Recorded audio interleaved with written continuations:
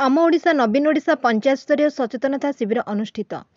जाजपुर जिला रसलपुर ब्लॉक अंतर्गत ब्रह्मवरदा पंचायत स्थित मेलन पड़िया प्रांगण में आम ओडिशा नवीन ओडिशा अनुकूल में पंचायत स्तरीय सचेतनता शिविर अनुष्ठित हो जाइछि।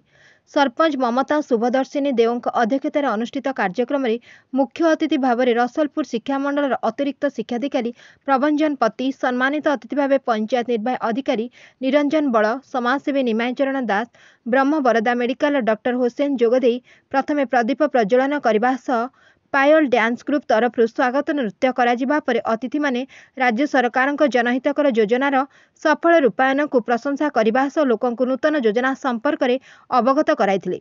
अन्यमानक मध्य पंचायतर समिति सभ्या रुक्साना परवीन, युवनेता राकेश देव, चित्तरंजन दास, दीनबंधु राउत, अश्विनी राउत, प्रशांत कुमार राउत प्रमुख जोगदे सहयोग करथिले।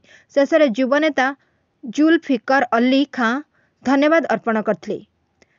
जाजपुर वीरेंद्र कुमार नायकों रिपोर्ट एकाम्र न्यूज।